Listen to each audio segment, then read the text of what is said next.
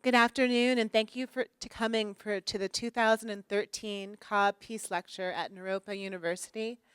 My name is Janine Canty, and I'm a faculty member in Environmental Studies and the director of the School of Natural and Social Sciences. And I have the honor of welcoming you and to introduce our distinguished lecturer, Claude AnShin Thomas. And a few things before that happens. First, please turn off your cell phones. No, everyone's bending down. And after the talk, Claude AnShin Thomas will be signing his book at Hell's Gate, A Soldier's Journey from War to Peace, and it's available for purchase at that back table. And there's also information from his institute at the table next to that. And then we're going to start with a bow. And how many people are visiting Naropa? Oh, that's great. Welcome. The bow is something that we do. It's a tradition, and it's a way of honoring our basic goodness and choosing to be warriors, but not with aggression, but with bravery, gentleness, wakefulness, and of course our open hearts. And it's just really a bow forward. So I welcome you to join me in the bow.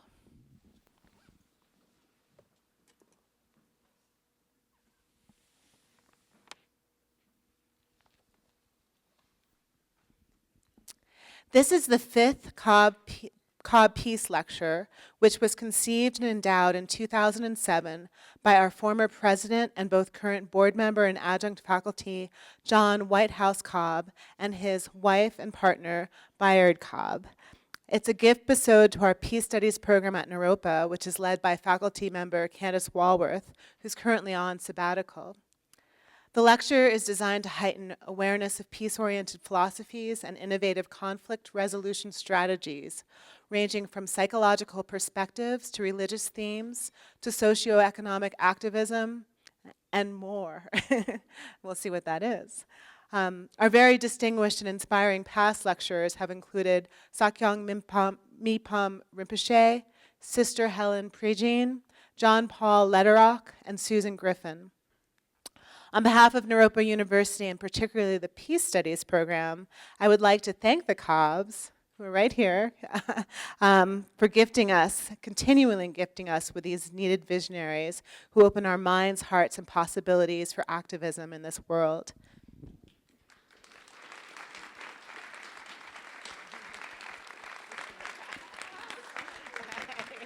Thank you. The plastic is to keep them warm. Truly, thank you. And now for a formal introduction. In his late teenage years, Claude AnShin Thomas went as a soldier to the Vietnam War, and he states, "By taking up arms, I was directly responsible for killing several hundred people." As a combat veteran, in the years following the war, he struggled with trauma, addiction, flashbacks, sleeplessness, and other forms of suffering, which led him to deep work around the nature of violence and war, self, and society. In 1990, he changed his life path by going to a Buddhist meditation retreat for Vietnam veterans led by Vietnamese Zen master Thich Nhat Hanh, and in 1995 was ordained by Zen Buddhist Roshi Bernie Glassman. Today, Claude AnShin Thomas teaches Buddhist meditation practice and Dharma to the public through social projects, talks, and retreats. Since 1994, he's walked over 19,000 miles on peace pilgrimages through Europe, Asia, the Middle East, and the US. While walking, he carries no money and begs for food and shelter in the mendicant monk tradition. He's the author of At Hell's Gates, A Soldier's Journey from War to Peace, and founder of the Zalthrow Foundation, a nonprofit organization dedicated to ending violence. I read his book last month and seriously could not put it down. It's courageous in both sharing the history and linking the violence we are all a part of and how to heal this and act in peace. Please join me in welcoming Claude AnShin Thomas.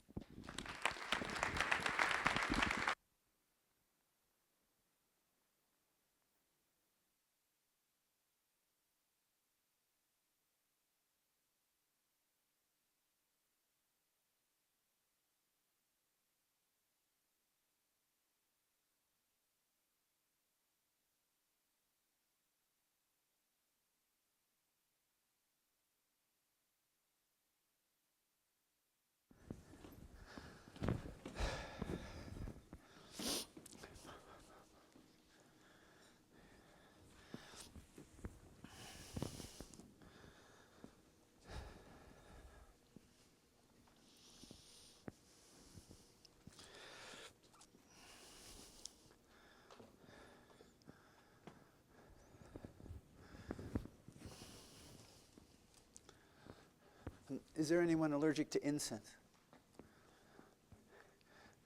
Good.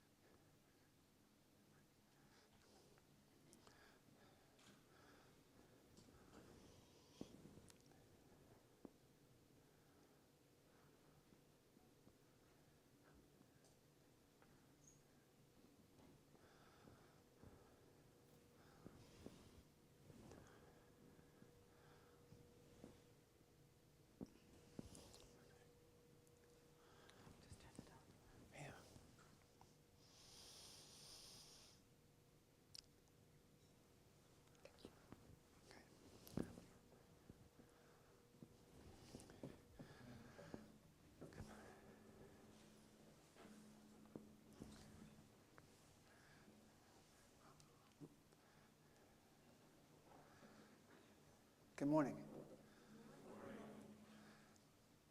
I'm undecided whether I'm going to sit down or stand up.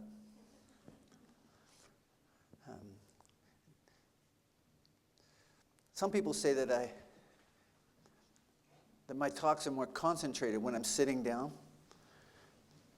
But I get animated. It's interesting, huh?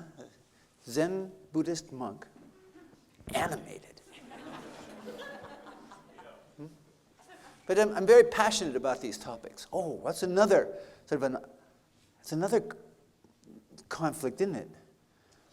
Buddhist monk, passionate. Because isn't a Buddhist practice about extinguishing passions? Oh, some people are going, yeah.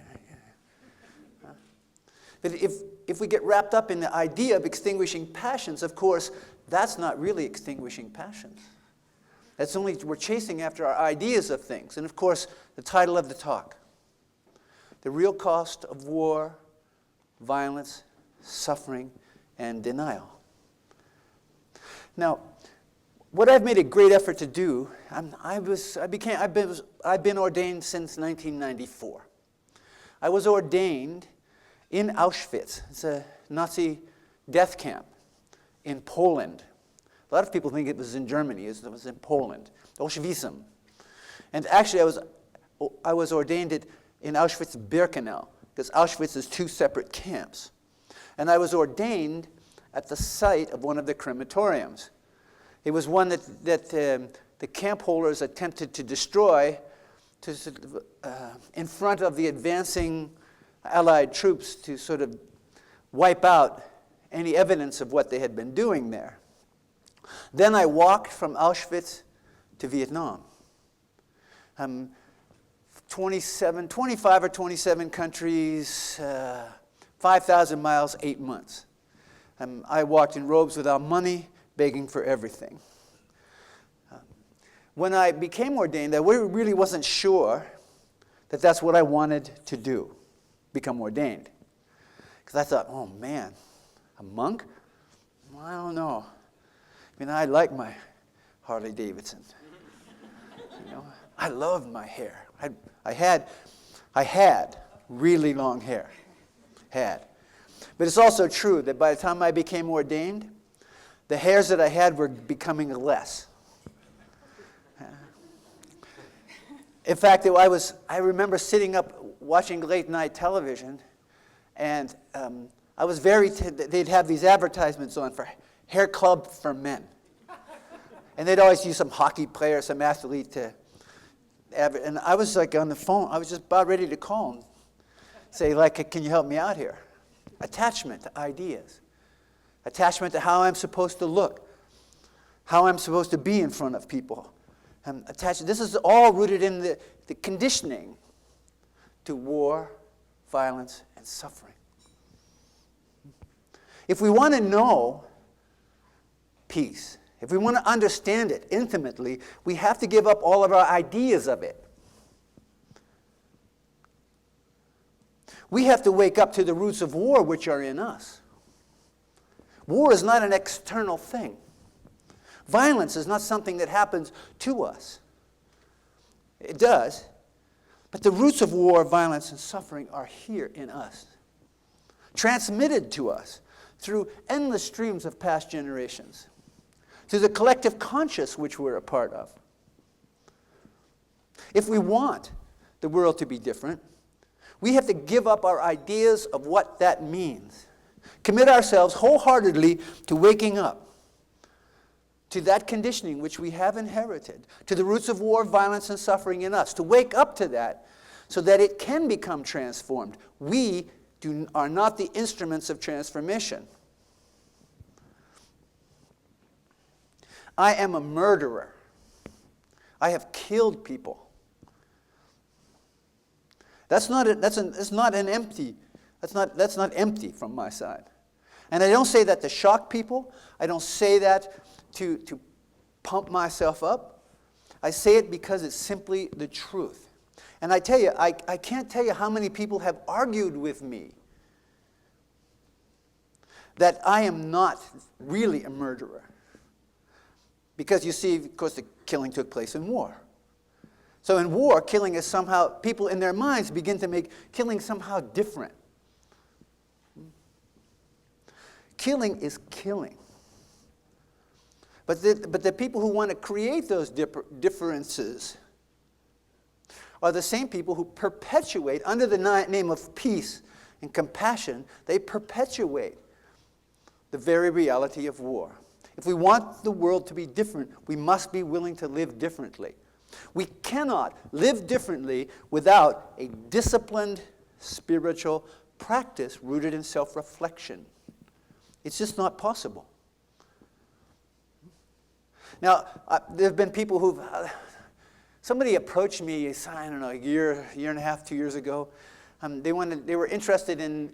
They'd heard about me or read about me, and they were interested in... They were doing a documentary on some topic or other related to war and the consequences of war. And I talked with the person who was interviewing possible candidates for this documentary. And they asked me about my opinions on war and violence. And I said, well, of course, violence, under any circumstances, is never a solution. Never. And they wanted to argue with me. You know? And I go, listen, you're entitled to your position. But if we look, just look with unfettered eyes, the truth of karma, cause and effect, violence only gets more violence. It is not a solution. It is a choice that we are driven to make under the illusion that we have a choice to make. And all of this comes back to the Buddha's initial teaching, to this group of people that he was hanging out with before he went over and sat down underneath the Bodhi tree. He gave the first teaching on the Four Noble Truths. It grows from there. Everything grows from there. The first noble truth, there is suffering. The second noble truth, causes of suffering. Selfish desire and craving backed by ignorance. Third noble truth, where there's a cause, suffering, there is a cure. Fourth noble truth gives the cure. I am not telling you what it is. You want to know? You have to study. That's why this university exists. It gives you an opportunity to gain very valuable and important information. However, without a disciplined spiritual practice rooted in self-reflection, then what to do with that information we become lost in the idea that the information is the end in and of itself. I want the world to be different because I know the real cost of war. I live with it every day. There's not a day goes by that I don't see the faces of the people whom I was responsible for killing because I saw them. It wasn't something distant from me. It wasn't something untouchable to me. I saw them. And I also have to accept the very reality that the moment I picked up a weapon, see, I was in the military, so you never call it the G word. Yeah? It's always a weapon. You never call it see, I can't even say it. It won't come out. Because of course, military training is about stripping you of your humanity and molding you in a way in which you will be able to function to carry out your mission. It's a very essential process that needs to take place so that you can function efficiently in the kinds of circumstances that you're confronted with. It's like if any of you have done any skydiving. You know that the training you go through before you jump is really important. It's like you have to not think about what you're going to do. You have to just do what you need to do. In the military, they strip you of your humanity. So if you're in training and you use the G word instead of weapon, then of course they stand you out in front of a whole group of other men, and they have you grab your genitals with one hand and hold your weapon with the other, and you have to stand out there and you have to say, "This is my weapon," and then the other thing is your gun. I said it, oh my gosh. This is for fighting, this is for killing, and this is for fun. The very nature of the military is misogynistic in nature. It's dehumanizing in nature.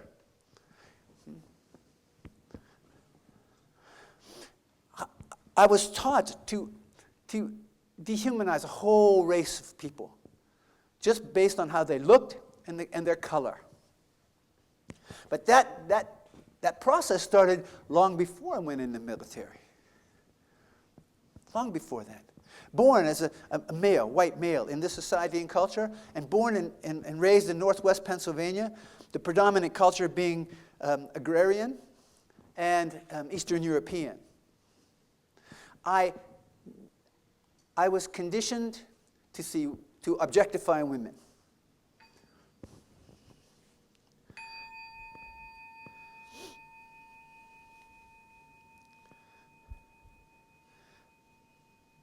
I was conditioned to be a racist. I was conditioned to be ethnically, I say ethnically insensitive. It's too kind a word, insensitive. But I was ethnically insensitive. I am conditioned into those places. I inherited that without even knowing. I was infected with it without even knowing that. And so was every male sitting out here in this room. Still today, it happens. If we want really to wake up to the roots of war in us, it's about acknowledging this reality. There's a man named James Gilligan. James? Dr. James Gilligan. He conducted what was called the Violence Project at Harvard University. He wrote a book called Violence, a National Epidemic.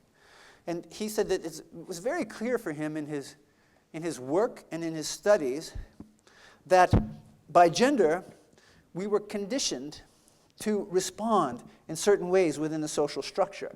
That is called the conditioning of the collective conscious. These things were talked about 2,500 years ago. They're expressed they're expressed throughout the Buddhist sutras. It's a theme that runs through there. It is the reality of interconnectedness. See, it's very important that we study and that we learn these very basic and essential texts. It's important that we have that information. But if all I can do is read the book and recite the sutras, recite the information, then I haven't yet gotten the point. How do I talk to you about the Diamond Sutra without reciting it chapter and verse? Because if I'm doing that and quoting the Diamond Sutra, then I'm using that book to give myself identity. It's not the point. The point is, how does it become an organic process of my life? That's the whole truth of peace. That's the whole truth of active nonviolence. That's the whole truth that needs to come into existence so that war can end.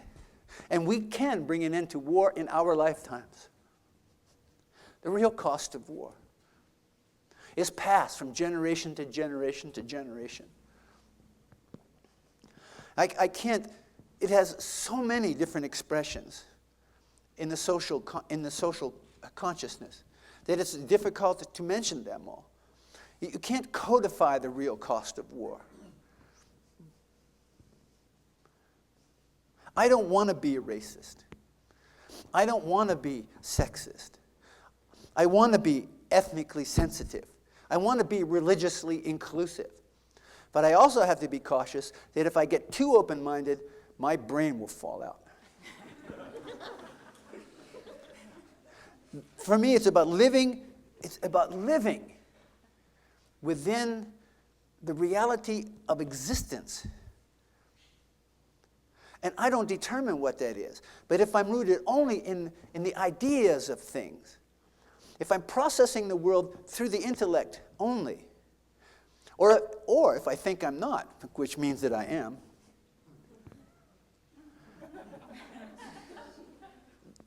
really, that's a quote. It's a quote right out of one of the very famous Buddhist poems, Faith in Mind. And it's directly out of the Diamond Sutra. And if you were to have read Tolstoy's War and Peace, in section 1, book 1, in the first 10, 15 pages, it's almost a paraphrase of the Diamond Sutra. And I don't have to think about it or forcibly draw those conclusions.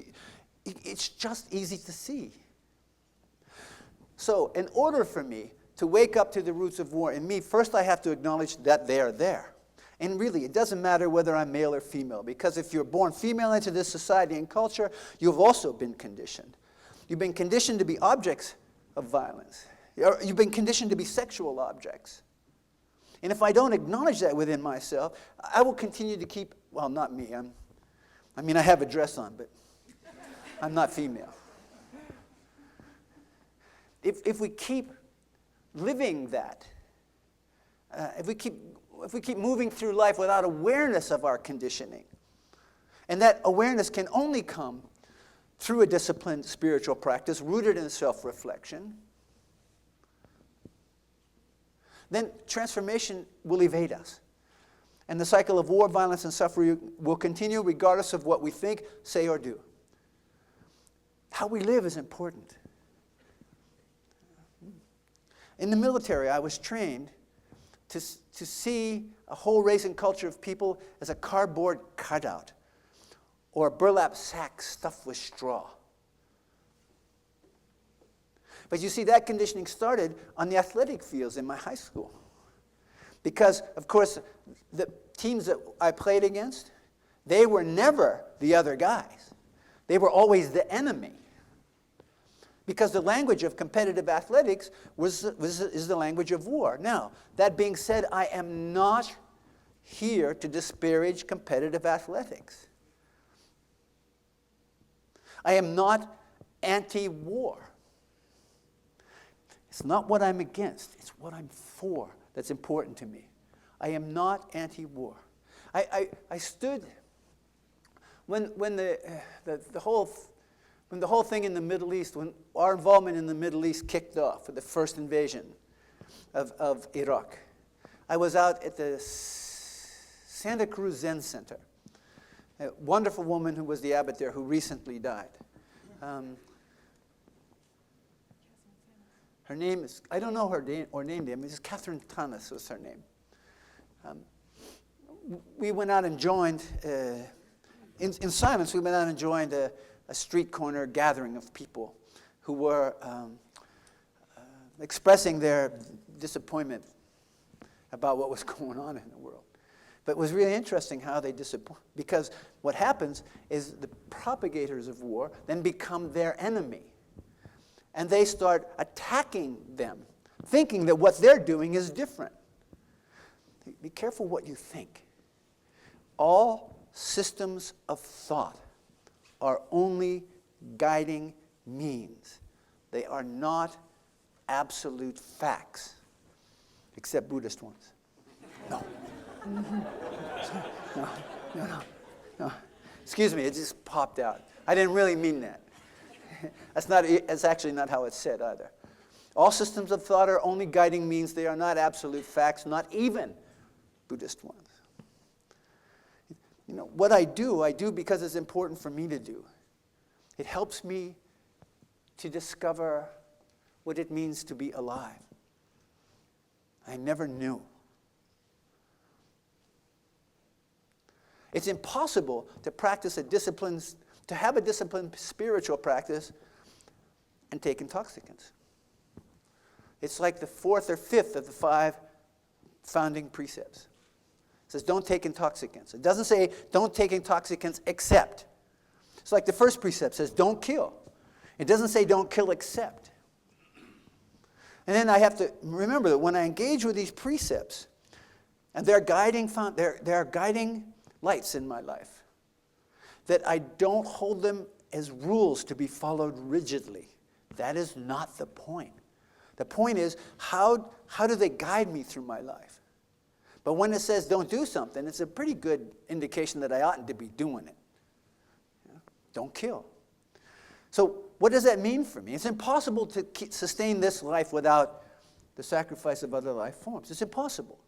So what I make an effort to do is to enter myself more naturally into into life processes when possible. I don't support institutions of killing, so I don't eat any meat, fish, or poultry. I just don't do it. And I don't call myself a vegetarian. Because there's nothing more, it's a little, I tell you. I hear the conversations, I'm a vegetarian. As soon as it's about creating identity and separation, that's the roots of war. Or I hear the discussion, are you a vegan or a vegetarian? Or you're lactose? I go, oh, come on, please. It's just about being as authentic as I can be and see and allow this disciplined spiritual practice to guide me through my life. The war for me began before I went into the military. So I look at my life as the war before the war, and the war after the war. Because the real cost of war means that it is simply stated that the consequences of our lives, the consequences of what I did, what I experienced in training and in the propagation of war in Vietnam. I was a combat soldier in Vietnam. The consequences of that never go away, and I never know what they are really. I only experience them as they are manifested as I move through my life.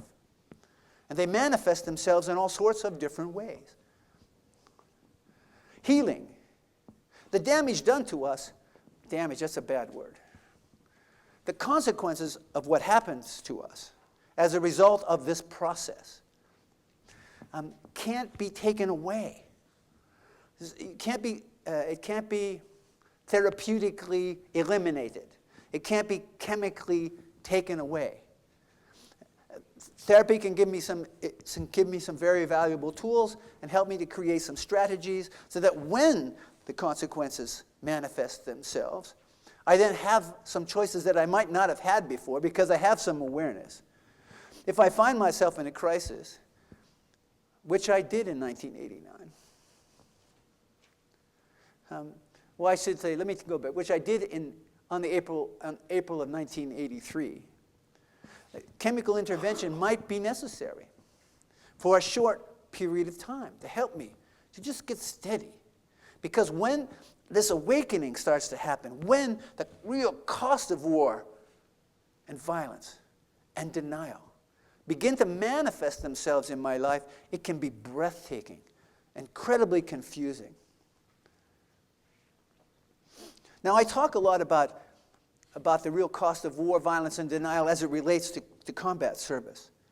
But everyone has their Vietnam. Everyone has their Afghanistan. Everyone does. What are you willing to do to wake up to that? Instead of saying, oh, those poor guys, or those poor women. Your job is not to fix us. I implore you to wake up. Please, wake up. That is the whole point of Buddhist practice. The whole point of Buddhist practice is to wake up. It's about discovering the reality of our enlightened nature because we are already enlightened. It is the nature of our conditioning that keeps us from touching that awakened nature, from embodying that. All of our ideas of what enlightenment is, all our ideas about how we're supposed to behave, how we're supposed to think, what's right, what's not right. Be cautious with that. And I stand in front of you with robes on. I wear them most of the time. My robes are a symbol. Not a symbol to create separateness. Not a symbol to create specialness. But a symbol of my commitment to serve Lord Buddha. Now, what is Buddha? Buddha is not an entity. Buddha is the awakened nature that each and every one of you currently possess. So my commitment is to be of service to you in whatever ways that I can be. And if I think I know what it means to be of service, man, it's already not it. If I think I know what it means to be of service, that in itself is the very foundations of war. Because then, of course, I'm going to engage with you, and I'm going to heal you. I'm going to serve you whether you like it or not, and you're going to take it the way I want to give it to you because I know. I lived homeless from 1970 to 1972. I lived outside in an abandoned car in Pittsburgh, Pennsylvania. 24 hours a day, 7 days a week. The last months of my tour of duty on the street, I was off and on in that car. When the weather would get a little cold, the caregivers would come out looking for us. And I tell you, I would hide. Not because I didn't want them to find me, but because I was afraid that I might hurt them. Because their caregiving was so insensitive. My humanity was never acknowledged. Now, I didn't consciously know this. I was way too drunk and too high to acknowledge it. I was way too drunk and too high to touch anything. Yes, I haven't always been a monk. You know, I know the dangers of it. And I know the dangers and seductions of intoxicants. I know it intimately. But that's why I didn't want to deal with them. If I want the world to be different, I must be willing to live differently. I cannot think myself into that process. Healing and transformation is not the elimination of the real cost of war as it manifests itself in my life. It's becoming conscious of it and then learning to live in a different relationship with it, not deciding what that relationship ought to look like. Oh.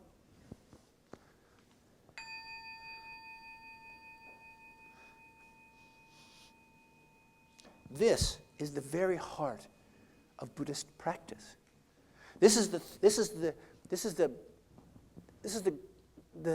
thread, the connecting thread that runs through the 82 volumes of the Pali Canon.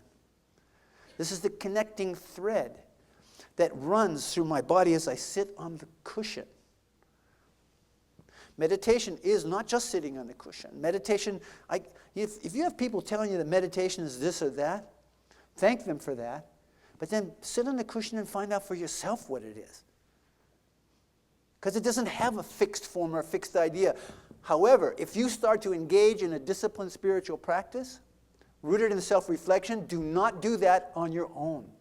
Make sure you have contact with someone who's gone before you. Because when we engage in this practice, we're going to enter into emotional and psychological states that will be challenging to us. They will be disorienting to us. And we need to have that contact or else we are at risk to get lost. This is not, disciplined spiritual practice is not something to be taken lightly. I didn't put these on because it was a cool thing to do. I'm serious. There's a lot of people who come to spiritual practice because, they want to be cool. They want to wrap themselves up in something that's a little mystical, a little foreign, a little it's an E word. Like I want to say eccentric, but it's not. What's that? No. Anyway, it's one of those E words, right?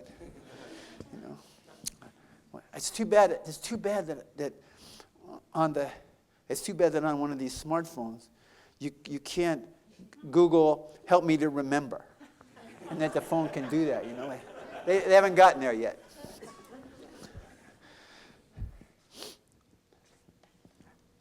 There have been times in my life when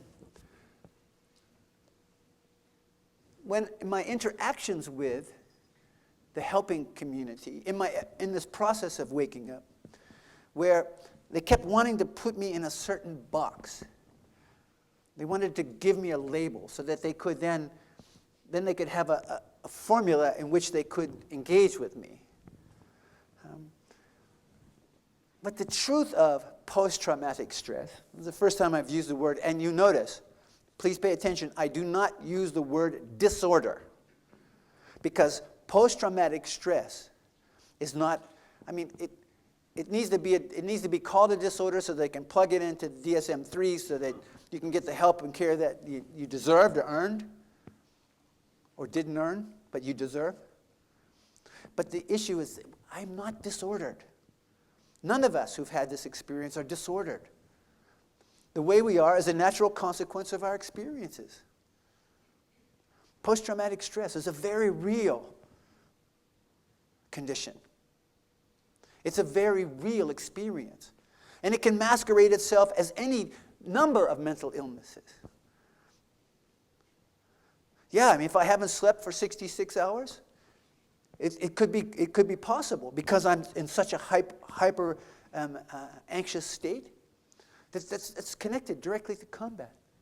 And if I've compartmentalized that and not dealt with that for years and years and years, I become ever closer to experiencing it again.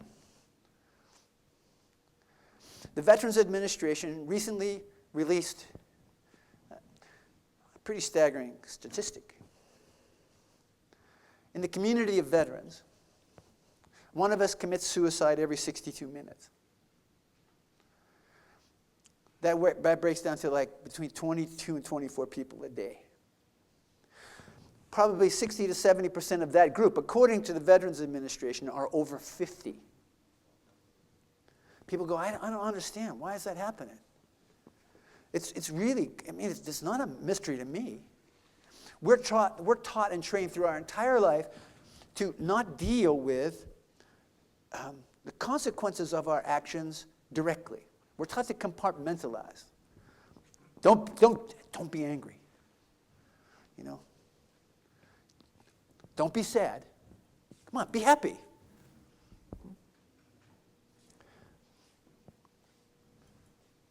We're taught to compartmentalize, to take these experiences and put them away. Then we need to develop a lifestyle that will protect that compartmentalization. Military teaches us well how to do that. But there are other things that teach us well how to do that. But then what happens is eventually we encounter something, somewhere.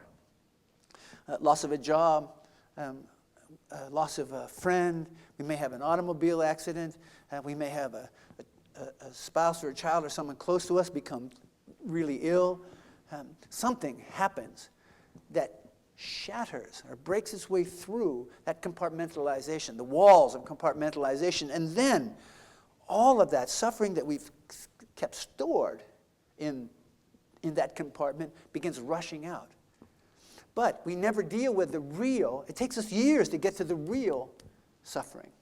Because there's been so much that we've also put into that box that we've ignored because we never did the original processing. That when we experience it, it's much bigger than it needs to be. And I'm also quite convinced through my own experience that a lot of the grief that I was feeling, a lot of the sadness that I was feeling, a lot of the anger that I was feeling was not only mine, but it was my father's, my grandfather's, my mother's, my grandmother's, the society which I'm a part of. I can't tell you what it feels like to have someone walk up, someone find out that I've had people who, I talk quite openly about my military experience. It's the only way to do it for me. It's the only way to live, to be as authentic as I can be. I've had any number of people walk up to me and say, I will never forgive you for what you did. You had a choice. I had a choice, you had a choice. And you chose to go off and do what you did. The reality is, if we don't know we have choices, we don't have them. And I didn't know. Based on the conditioning which I experienced growing up. I couldn't wait. I mean, I was firing a weapon. I was firing a weapon by the time I was 6. I couldn't wait to get my hunting license at 12. I started running my first trap line when I was 8. I had absolutely no connection with the reality of the pain and suffering that I was inflicting in the world. So from the karma which I inherited through all of these past generations and through the collective conscious of which I was a part, I was creating karma. And that karma that I was creating was coming out of the path of ignorance. I didn't know. But still, when somebody approaches me like that, how painful that is. Now, what I know is that the pain that I feel gives me an indication of the pain that they must be carrying around with them. But it's not their pain, it's mine. And when people talk with me like that, I am driven sometimes to want to go into the living room of somebody's house and never walk out again. The 13th of April, 1983, I sat on a couch looking at a TV in a small 500 square foot cottage. I saw two choices. Either to continue to live in the misery that I was experiencing at the time, or end my life. I took 1,000 milligrams of barbiturates and survived. Somehow, in the midst of a blackout, I called someone on a phone. And they must have suspected something was up, and they sent the emergency truck. I was laying in a hospital with monitors and things on me. And 3 men came in. They came into my room and they started talking to me. I don't remember much of what they were saying except for one man. One man asked me, he said, "Are you going to do this again?"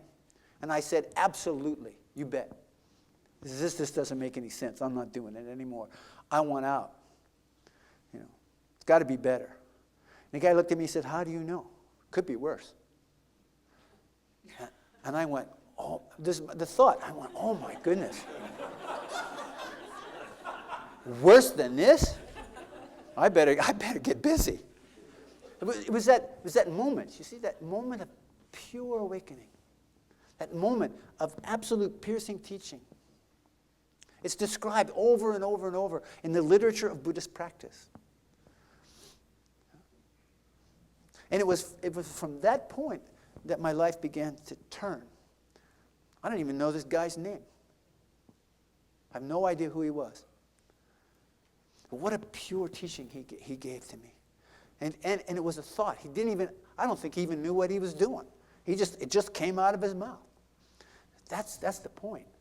That's the point when I know that when I start to talk and I start to break out into a sweat, or just somehow, without any indication that something emotionally happens to me, that's that pure moment.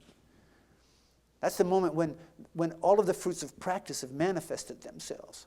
And practice is that generic word that applies to all the things that I do. Sitting, walking, eating, living my life with a desire to be more conscious.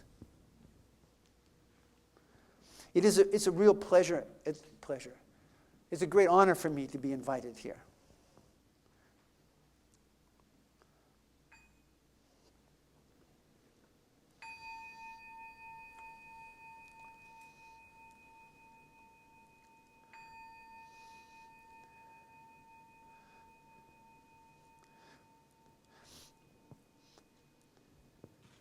I want to thank the university for inviting me.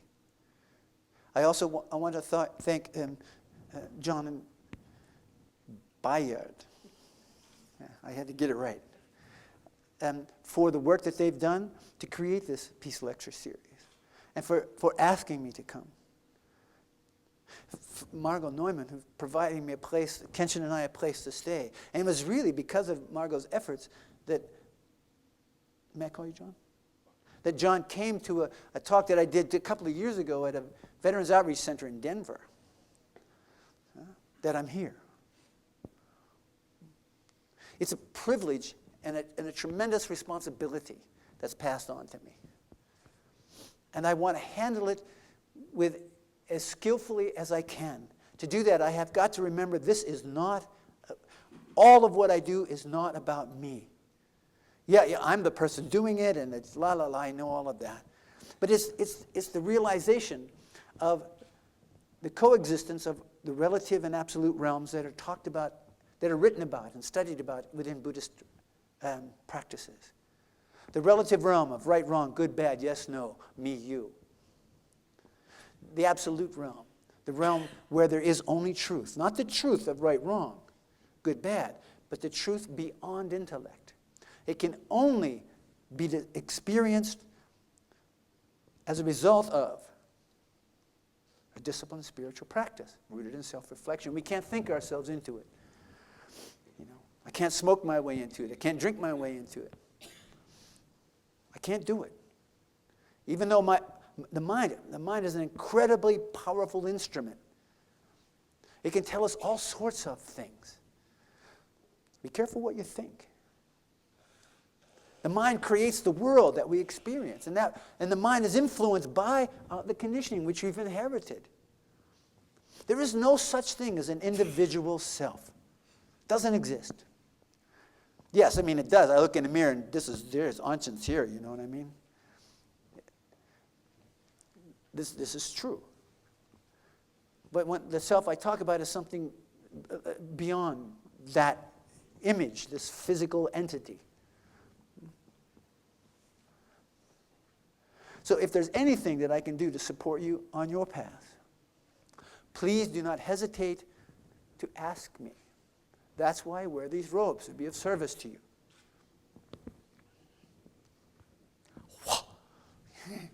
Maybe get so engrossed and then step off the end of it wouldn't be good.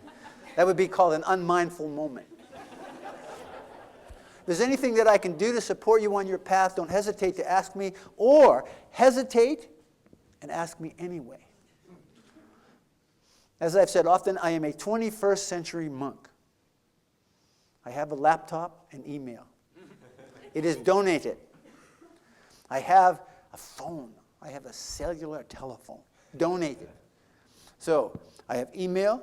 I have text messaging. Yeah. I'm a two-finger text guy. So I'm really thankful for technology, as long as it's not abused, as long as it doesn't become an intoxicant. It's always interesting for me, traveling as I do. You get onto the train moving from like terminal to terminal in the airport, and all, people don't interact anymore. You just see them like this. You know? It's a tool to help us to stay connected. It's a tool where we can get information. But just because the guy on the other end of the email says he's a French model, don't believe him. And the internet, it's not everything you read on the internet is true. Yeah. So what I do is I'm going to bring this part of our interaction to a close, and then I'm going to open it up for your questions. What I will say, though, I want to put a frame around this.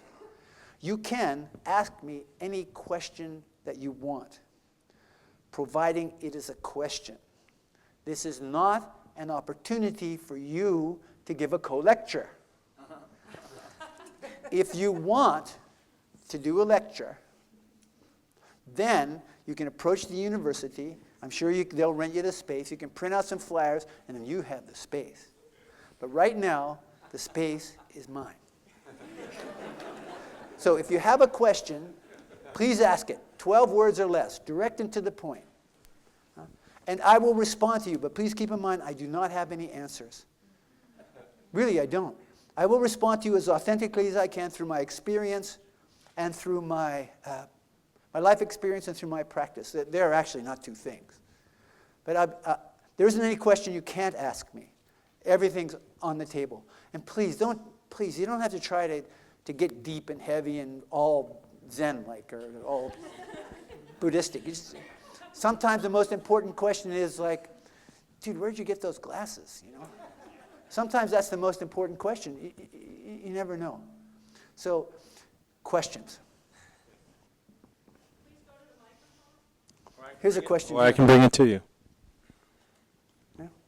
Here's one here. AnShin, what do you do? What's an example of what you do when someone asks to pray with you? When someone asks you to pray for them. Did everyone hear the question? Okay. I usually tell them, I said, if you want someone to pray for you, you need a priest. I'm not a priest, I'm a Buddhist monk. But I said, what I can do is if you give me your name and what it is that you want, I'm quite willing to commit my practice for you and for whomever you want. And this is what that looks like when I commit my practice to someone. And then I would explain to them. I could respond like that. I mean, the truth is I never know until someone asks me. Someone says, pray for me, I go, okay. I mean, I don't, but...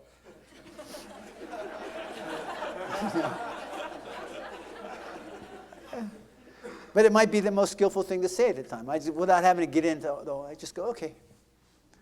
Yeah, like that. Question? Yeah, you're welcome.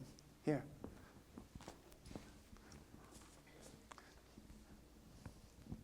Do you agree the VA is the world's biggest candy man? Do I agree what? The VA is the world's biggest candy man. Okay. The question is the VA the world's biggest candy man? Now, if you're inside, this is an inside question. Okay. So let me see if I check this right. You can just nod your head yes or no. By candy, you mean drugs. Yeah. Ah, I knew it. But you see, even though I thought I knew what he meant, I'm going to check. Because I don't want to jump to conclusions. It's very important when we interact with one another that we communicate, not in shorthand, but we communicate what it is that we're talking about. I don't know if they're the biggest, but that is certainly their first line of approach. I'm fortunate enough to facilitate a meditation retreat for veterans. It's held at, am I allowed to mention the place here? Okay. I just want to check, you know. It's held at the Omega Institute in Rhinebeck, New York. And I have men coming there. I always ask people, if you're taking medications, don't stop taking them. But please let me know what it is that you are taking. Because when I see the medications, it gives me an indication of what they might be working with. But I have people come up to me with a list of 27 different medications. That's criminal. It's really criminal. But that's what begins to happen. Now, it's true. I mean, you have to understand something. I'm not a person who is supportive of, I'm not supportive of the new medication culture. I'm not supportive of it. We've got to learn how to be bummed out. We've got to learn how to have difficult times. However, I also am aware that there are certain circumstances when medications are really important. They're necessary to help someone just to stay steady in the realm of consensus reality. I understand that. But I think that for whatever reason, that organization, their first line of approach is, the first line is to just give you stuff. Yeah. But biggest, I don't know. You have to ask Pablo Escobar. I mean, he's dead now, but yeah. Question, back here. Na, na, na, you get your exercise today. La, la, la, la. So I'm getting that there's not much justification for killing even in the face of being near somebody who's about to, like a Hitler. So get to your question. Is there any justification in killing when you know that? Is there any justification for killing? Let's leave it right there. Okay? And my answer is no, none. There isn't. I mean, because killing only gets more killing. It's just like saying, spare the rod, spoil the child. But if you hit your child, you teach your child to hit. And hitting is only violence. I'm ordained in a tradition where they use a stick called a kiyosaku. And the way it operates in Japan is that if you're falling asleep or if you're not attentive, if your posture's not right, you have someone who is called he's called the Zendo monitor. And he or she walks around, and if you're not attentive, they smack you with this stick on each shoulder. But here in the U.S., they do it a bit different. You have to ask to be hit. I mean, think about that. They say hitting with a stick is about relaxing. And I go, come on. Hitting with a stick is hitting. You want to relax, get a massage. Because in my Zendo, no kiyosaku. It's what we do with our minds. It's how we can shape things up. Now, violence was used to intervene in the Second War, to bring an end to a Holocaust that needed to be ended. But the overriding question for me is, did it bring an end to Holocaust or genocides? And the answer to that question is no, it did not. So violence, even when it appears to work, doesn't really work. Yet, when we look at the history of nonviolent intervention, active nonviolent intervention, it has had tremendous success, but it requires more sustained effort. It requires that we may encounter some,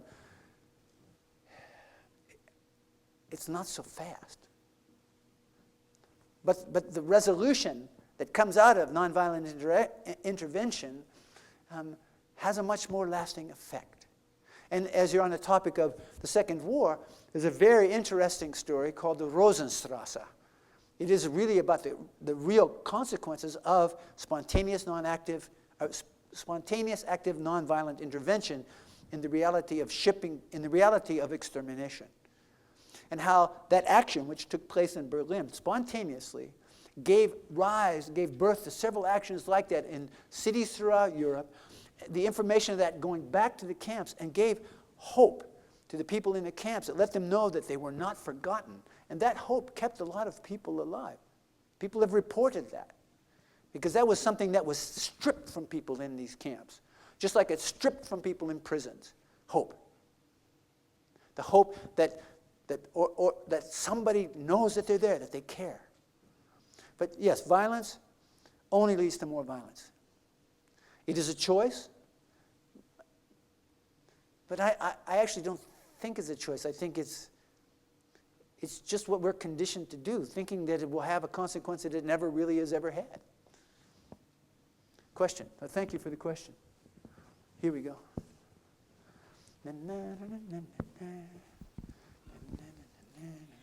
How has your family responded to your unique journey? How did my family respond to my Unique journey. My what new you've journey. done with your life. Unique. Unique? It seems pretty unique. Yeah. Well, my father died in 1973. He died at the age of 53. My father had been a soldier in the Second War, never once talked about it. His lifestyle killed him. My mother died. I was estranged from my mother when I was like 11 or 12. I experienced a tremendous amount of violence as a child. I was hospitalized on more than one occasion for injuries received as a result of that violence, and the primary perpetrator of that violence was my mother. The violence was physical and sexual. Also with my grandmother. With her, the violence was psychological, emotional, and sexual. So the way I was conditioned to deal with the reality of my mother was I wanted her dead. Killing her was the solution. She deserved to die.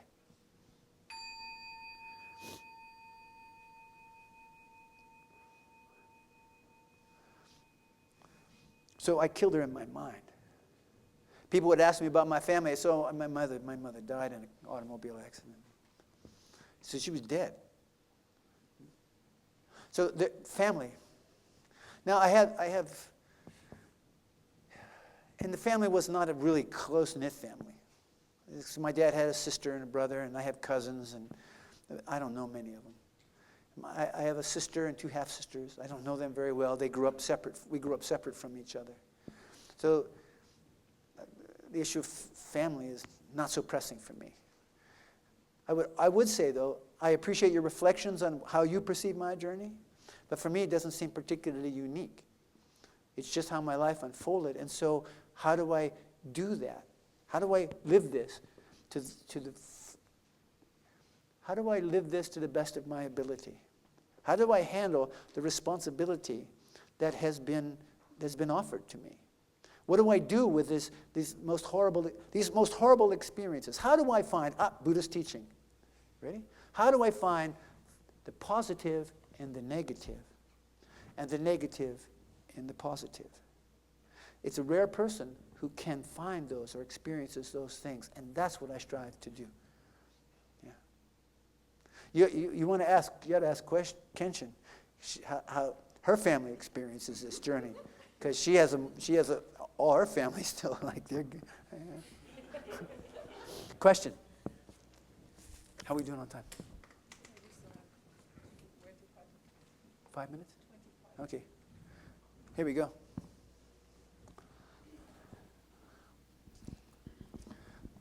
You were speaking about therapeutic therapy, whatever, and you said something about, and this is I'm wanting to understand Remember, better. 12 words or less now.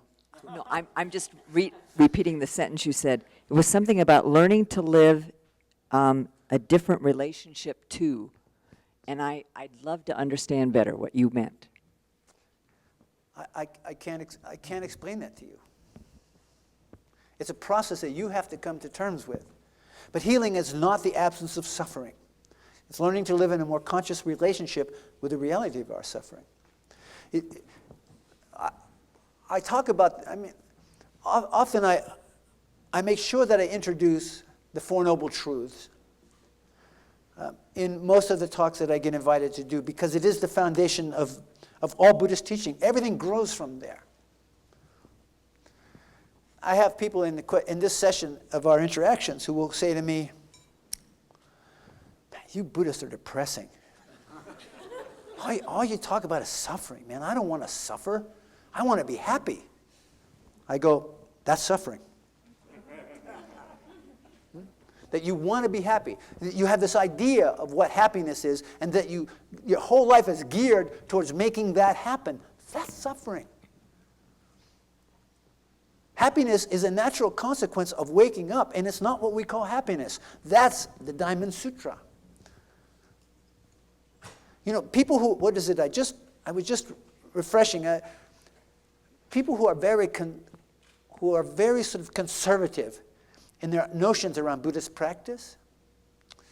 When the Diamond Sutra got introduced, the Diamond Sutra existed for like ever. These teachings existed for 2,500 years, but they didn't come into existence for, I don't know, until like the 12th century or something.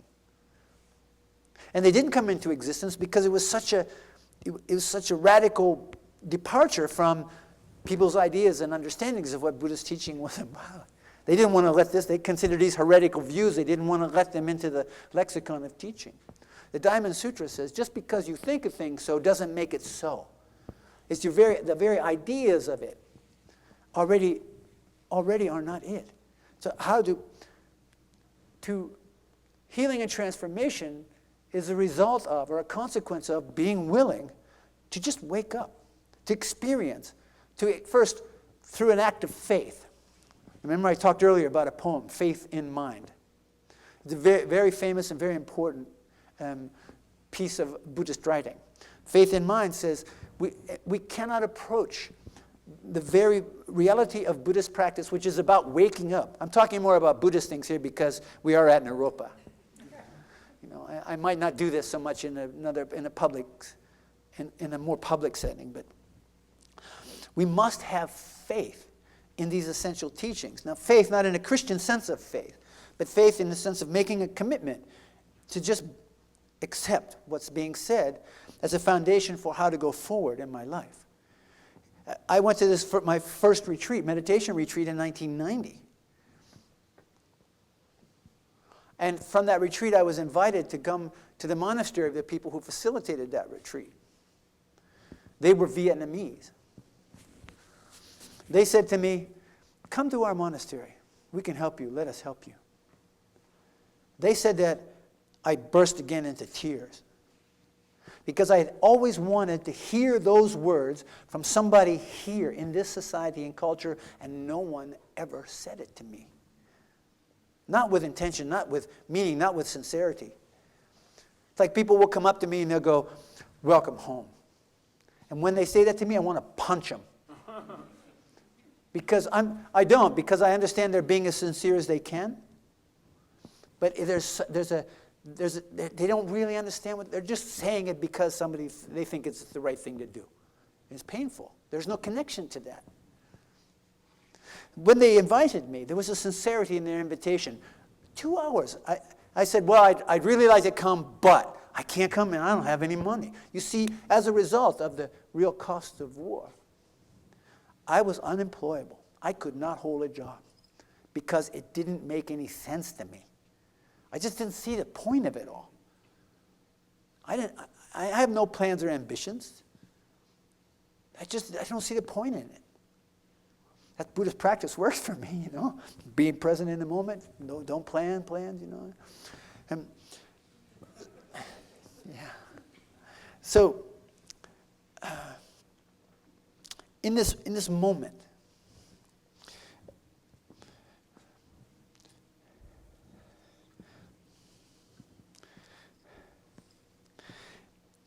it's about understanding that life is what it is for me now. And that if I want to experience real healing, I have to give up my ideas of it.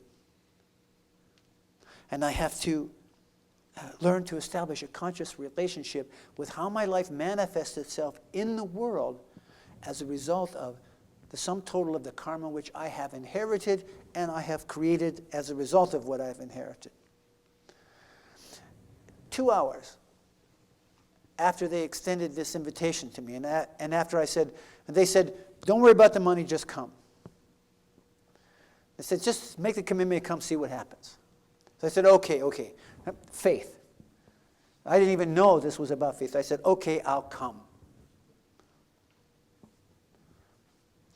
2 hours after I agreed to come, I was filled with the most incredible fear, the depths of which I haven't experienced in such a long time. And that those emotions gave rise to thoughts. See, feelings give rise to thoughts. When thoughts and feelings come together, they form our perceptions of what we think the world is. What the thoughts were telling me, the only reason that those Vietnamese people invited you to come to their monastery is that when you get there, they're going to put you on trial for war crimes, they're going to kill you, or they're going to put you in prison. That's what my mind was telling me. And it was plausible.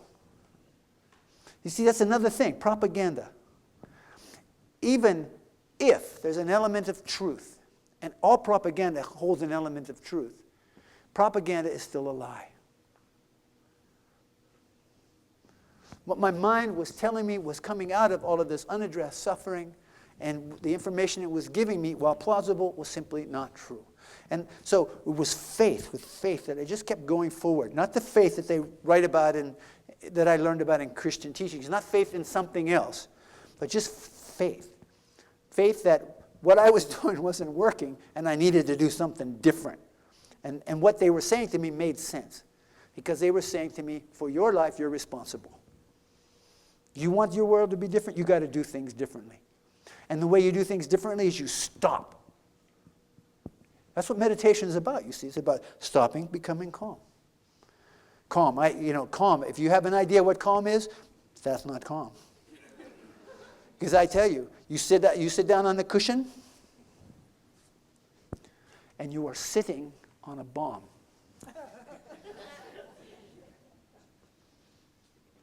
But just to continue to sit, and then to see how that sitting grows off of that cushion. Healing and transformation is not what I call healing and transformation. It's learning to live in a conscious reality with the truth of who I am, which manifests itself freshly in each moment. Coming face to face with that. This is the point.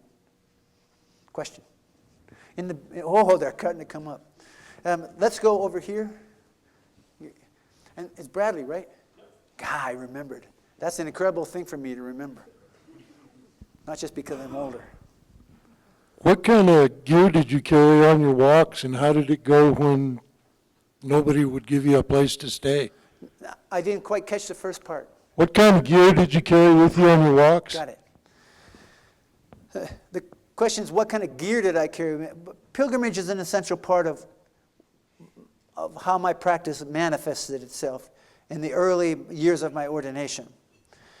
As I mentioned, I was ordained in Auschwitz and I walked to Vietnam. But my pilgrimages didn't stop there. Since 1994, I've walked about 48,000 miles. 45, 48, I don't know. Kenshin has walked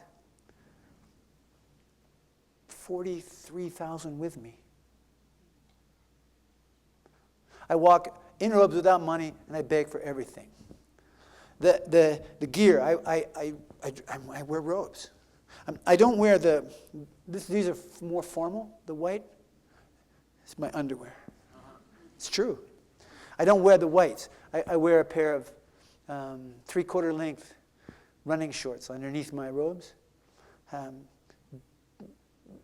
Because as I walk more, my legs get bigger and they rub together. It's practical.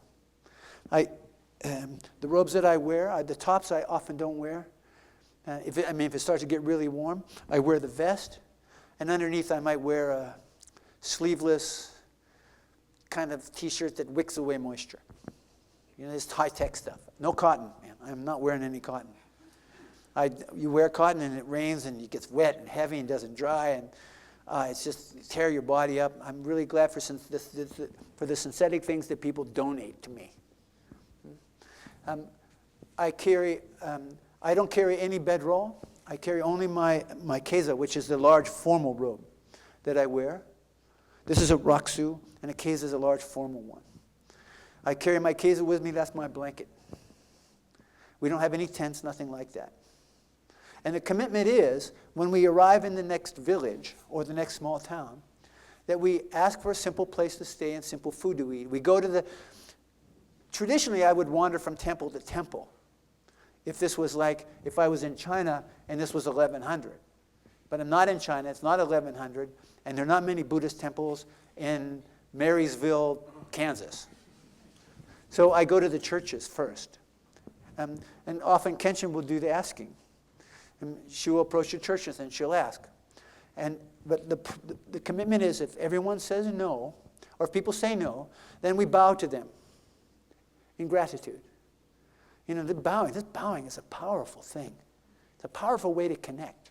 When done, and done skillfully and properly. It's such a powerful way. So we bow in gratitude, thank them, and we move on to the next place. Now, Marysville, Kansas, population 760. They got 8 different churches. So the first church says no. So we bow to them in gratitude. We go on to the next church. The second church says no. We bow to them in gratitude. The third church we go to, they say no, we bow to them in gratitude. Yeah.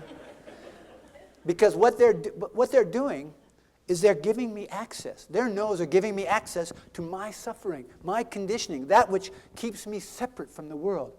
Who am I to think that they have to give me a place to stay? That's my sense of entitlement. What are you doing? I mean, I have all the arguments. If you were really living your faith, if you were really living your tradition, how you wouldn't ever possibly. And then I study, of course, on this pilgrimage, I studied the Bible intensely. So whenever I get these Christian arguments, I would say, yeah, but and here. But then I learned after a couple of those not to argue, because discussion only inflames the mind and creates suffering, an essential aspect of teaching, to not step into that trap.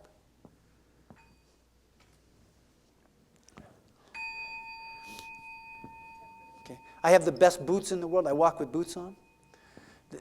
I have the best boots in the world. They're donated to me by a German boot manufacturer, LOWA, Lova. They're just, these things are incredible. But interestingly enough, they've offered me all kinds of different kinds of boots. The boots that work best for me is the civilian version of the military boots that they make for the German and U.S. Special Forces. Some things don't change, But they work. They're good. They're really great boots. And when I walk across the U.S., I burned up 3 pairs of boots. It's just right through the soles. Because we walk 20 to 40, 50 miles a day, depending on the distance between towns. Interestingly enough, on this pilgrimage we started in Yonkers, New York, and walked to San Francisco, and it brought me here through Boulder. And part of what we did a sitting and service at Rocky Flats. And then we continued to walk into town, and we were hosted. I don't even remember who hosted us. I did a talk here at Naropa. It was a very spontaneous kind of thing. And there was a young woman who was a student here. She's now a practicing psychologist living out on the West Coast, a Vietnamese woman. And she was so intrigued and moved by the interaction with us that she asked if she could walk with us, and she put her stuff together. She'd never done anything like this in her life. She put her stuff together in 24 hours. She had everything put together, and she joined us, and then walked with us from here all the way to California, and then continued to study with me for a number of years until her private practice in her life began to change. So the gears, I'm lightweight, man. Like these robes are synthetic. The cloth, this particular cloth, the money was donated to get this cloth. But I have the other set of robes that I wore on pilgrimage. The cloth came out of a dumpster in the Carmel district of New York City. You get some good stuff there, man. Yeah. Yeah. Okay. 10 minutes, last question. But before we do this, I want to say that later on this afternoon, I think around 3:30, 3 o'clock. At 3 o'clock, I'll be meeting in rather informally with anyone who shows up. It's for students who want to ask questions and things. That if there's some of you here who are not students and you'd like to engage with me a bit more, it's okay with me if you come. Last question, right here, Bradley.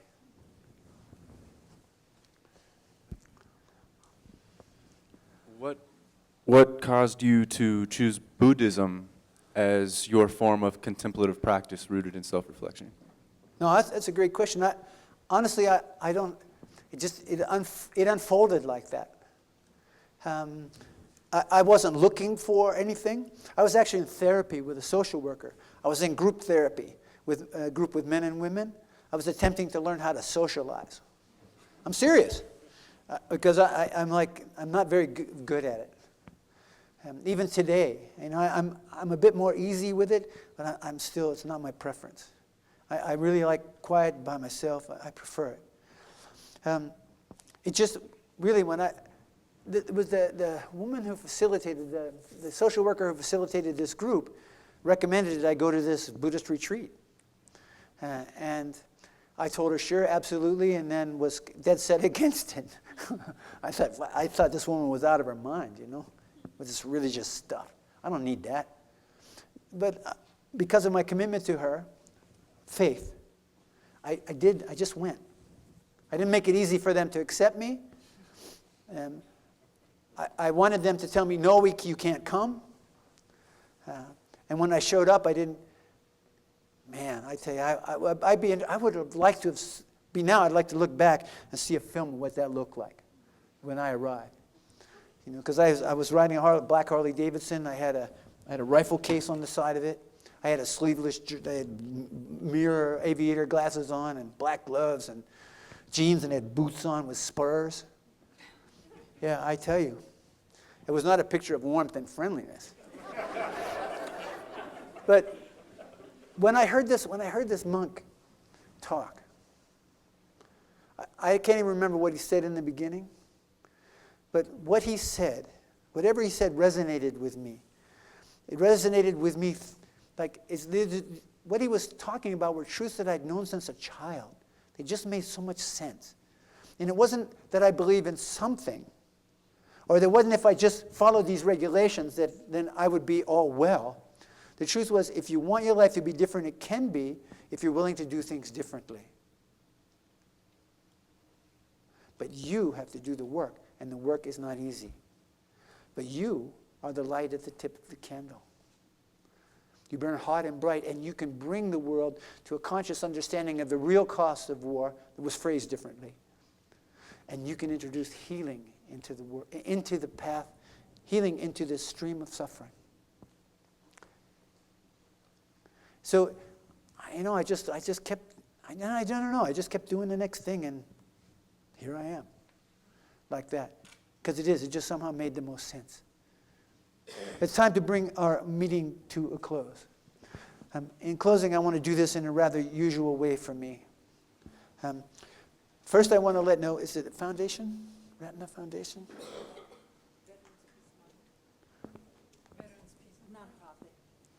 Okay. There's a group here in Boulder that, of which there's some information about it here in the back. I come to know the organization through Margot. She's one of the movers, and Gary sitting next to her. They offer a meditation for veterans. They offer meditation practice for veterans. The Ratna Institute. Again, there's information in the back. For those of you who have this kind of experience, I recommend that you learn something about this reflective spiritual practice. It can be incredibly helpful. It doesn't take away the suffering, but it can be helpful in learning us to establish a more conscious relation with it. Again, the information's back on the table, and if you approach Margot or Gary afterwards, Denny, they'll be able to give you more personal information about it. I'm facilitating a retreat at the Omega Institute. It starts next week, the end of next week. I don't know if there's any space left, but there may be information about it on the table. If not, you can find them on the internet, eomega.org. Don't let money be an issue, because there's plenty of scholarship money available. I have a donor who's been very generous. He gave $100,000 this year to support veterans that come to this retreat. He believes so strongly in this work. I wish he'd have gave that money to the foundation. No. In this tradition, I mentioned bowing. In this tradition, it's a very specific practice. We're taught to press our palms together with our thumb tips touching. And then we rest the tip of our thumbs against our first knuckle. And the tip of our longest finger is parallel with the tip of our nose. We are not too stiff or too casual. We're just precise. And then when we bow at the waist, nothing else moves. The name of the position in Japanese is gassho, G-A-S-S-H-O, gassho. So in gassho, I bow to Kenshin. Kenshin is my most senior student and has been my assistant for the past 15 years, has traveled with me everywhere. And I go to some pretty not nice places. Because I work a lot with cultures of violence, and I go into war zones and things like that. Places where people like me ought to be going and they don't. This is not about being comfortable. But she accompanies me. And I would say unequivocally that Kenshin's not my girlfriend, she's not my fiancée, she's not a sexual partner. She's my most senior student, and unequivocally the closest person to me in my life. I couldn't have a more intimate connection with someone than I do with Kenshin. And last year she became very ill. It wasn't clear that she was going to survive. And that was, had a tremendous impact on me. And it brought me to treasure the reality of her existence that much more. To John and to Bayard for hosting and facilitating and lending their name to this lecture series, and for giving me the possibility to come and meet all of you. I bow to you in gratitude. And Margot, for hosting Kenshin and I yet again, and for providing us with a warm place to stay, wonderful food to eat, and for the introduction that led to all of this. I bow to you in gratitude. And for the work that you and Gary and the people around you do in support of this very important issue. And to all of you, Buddhists to be. Yeah, I know. I'm not talking about the fat golden statue in a Chinese restaurant. Please don't go into that Buddha mode, man. That's not good for you. But for all of you Buddhists to be, I bow to you in gratitude. And if there's anything I can do to support you on your path, please don't hesitate to ask me, or hesitate and ask me anyway. I'm going to leave. I want to ask you please to hold your seats until I leave the room, and just give Kenshin a few moments of your time. She has a few announcements that she would like to make. Oh yeah, the technology. Sometimes I run off with this.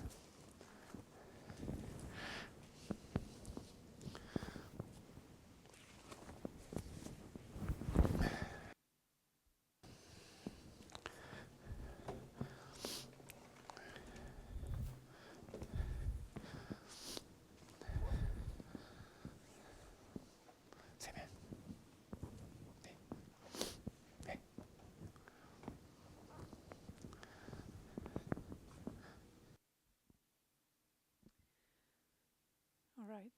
Let's see, does this work? Yes, it works.